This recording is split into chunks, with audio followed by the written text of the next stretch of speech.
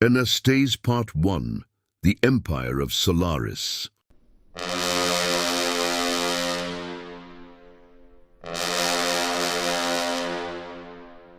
Chapter 3, Instructor of the Final Exam. Cassiopeia, capital of the 6th province of Rigel, the Solaris Empire, Magnus Servitor. 2 days had passed since the eclipse. The Empire, well acquainted with the human soul, had granted 2 days of rest. The high dignitaries knew perfectly well that such jubilation came with liters of alcohol, war songs, brawls, and a few, let us say, highly unregulated encounters. It was 7 in the morning, and Magnus stood at attention alongside his 41 fellow officer cadets. 2 years of training, beginning at 18 years old. Magnus was 20. The oldest, Anastasi, was 21.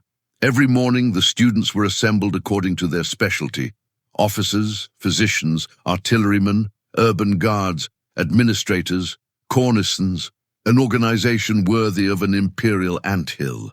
The Rigel Academy stretched across 40 hectares, gardens included. Smaller than the Solaris War School, 100 hectares shaped like an astral cross, but proudly ranked 4th in the Empire.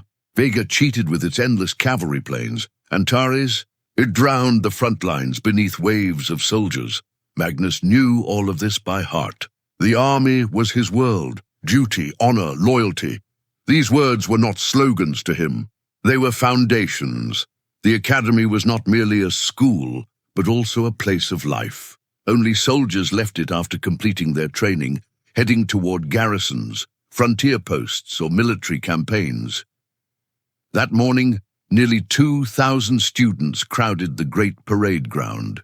The protocol was perfectly rehearsed: formation, silence, inspection, raising of the banners. First came the banner of Solaris, a gigantic golden sun with 8 rays upon a dark crimson field. Then Rigel's, a golden hourglass on a sand-beige background. The orders of the day were read aloud. The soldiers who had fallen that year were honored. Then the ceremony ended with the salute to Solaris, a routine repeated every single day, but this time exhaustion weighed heavily upon legs and skulls alike. The eclipse, the celebrations, the brawl, the hangover was nearly collective. Magnus was no exception. Neither were his comrades. Cosmos and Victor wore bruised faces, as though they had survived 3 consecutive campaigns. Normally, each class would then return to its quarters, but this time, a clear voice rang out, "Officer cadets remain." First Tribune Luceris Drivalis, director of the academy, stood upon the steps of the central corridor. Within minutes, the parade ground emptied, leaving only the 42 cadets standing frozen and silent. Magnus stood in the 5th row, 2nd column. Lysander to his left, Pancras to his right, then Anastasi. Victor farther away, visible diagonally, Cosmos naturally at his side. Those two were always together, a divine provocation against military order. "Hey, Magnus," said Lysander, "you look terrible. You celebrated Sirius too?" Magnus nodded. "Doesn't sound like you at all going out. Did you dance, laugh, spill beer on your uniform?" He continued, turning toward Pancras. "And you, crooked one, what did you do that night?" Pancras turned pale. He had already been sweating, but now he looked like a candle melting under the sun. "I was with my friend." "Your friend? A girlfriend?" "No, wait, you? Pancrasy, you actually found someone. At least tell me you wrapped her around that neck of yours." Pancras prayed inwardly for the earth to split open beneath his feet. "Stop it," growled Anastasi. "Leave him alone." Lysander fell silent, reluctantly. Everyone knew Pancras was Lysander's designated punching bag. The nickname Crooked One came from his long neck and overly protruding ears. Magnus, however, liked him, quiet, peaceful, brilliant. Lysander, the clown of the group. Sometimes funny, often exhausting. Pancrasy shared the same dream as Magnus. That alone was enough for Magnus to respect him. Lysander and Pancras had known each other forever, both Velarks, from the Olive District. The former, the group's comedian, was the neighbor of the noble Casilda. Anastasi courting the beautiful young woman. had brought them into his circle known as the Five Fingers of the Hand, the group he formed with Lavinia, Magnus, Cosmos, and Victor.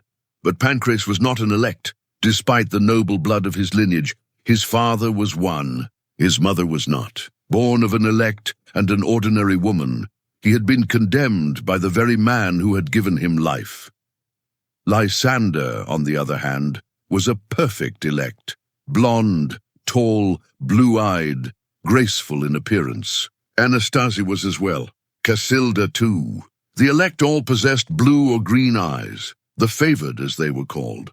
Being an elect guaranteed a life filled with promise, though it did not automatically make one a Velarch or a Dominari. Lysander Morelia came from a harmonious, noble bloodline centuries old. A powerful house, Magnus. None of that. He was ordinary, not an elect. A servitor even, an orphan, one of those systematically sent into the army ranks because no one would be left behind to mourn them. Even his name meant the one who serves, but he had ambition, an obsession, to join the Aurelia Legion, the first, the most prestigious military unit in the world, personal guard of the imperial family. But only an elect could ever hope to enter its ranks. Magnus, with his black hair and origins from the miserable 5th province, began far behind. Suddenly, First Tribune Drevelis spoke from atop the steps. "Cadets, I have 2 important announcements. Absolute silence.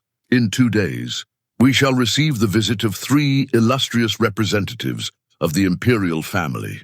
The Seneschal and Grand Marshal of the armies, Demetrios Aurelia, accompanied by Prince Menander and his sister. You will stand upon the great square beside the officers, in full ceremonial uniform.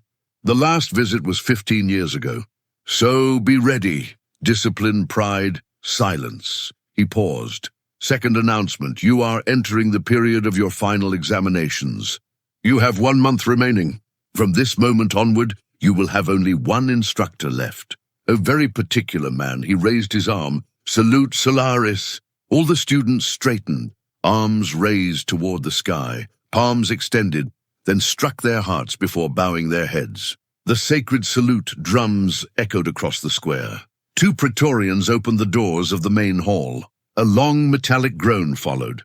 A silhouette emerged from the shadows. He walked slowly, a sand beige cape flowing behind him. Elite armor, a commander's helmet in hand, a barbute with a visor and curved crest adorned by a beige horsehair plume. He approached, small in stature yet immense in presence. Black hair, dark eyes. Magnus felt his heart falter. His blood rushed through his body 3 times over. He knew him. "Oh, shit," he whispered.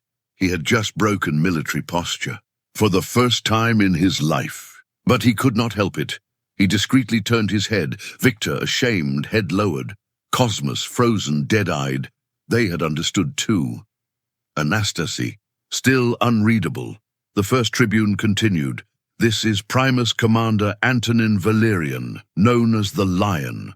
First cohort of the 33rd Legion, the Implacables. Promoted to Optio during the Shaolong Wars 20 years ago. Commander at Arvenheim 10 years ago. Victor of Mercantia 8 years ago." Valerian saluted, fist against chest, head inclined. Then he ordered, "At ease." The students spread their legs and clasped their hands behind their backs. He observed them one by one, slowly. Then his gaze repeatedly returned to the faces of Magnus, Victor, and Cosmos. His stare was unreadable. His short stature diminished none of his presence. Pancrase, meanwhile, looked at him with shining eyes full of admiration. "Cadets," he said, "I will be responsible for testing everything you have learned over these past 2 years. You will be evaluated upon the 6 trials that define the training of an officer of the Empire. Strategist 2, Tactician 3, Logistician 4, Imperial Civics 5-2, Command 6th, Soldier Victor, usually proud as a god, was now only a shadow of himself. We're going to get slaughtered, Magnus thought.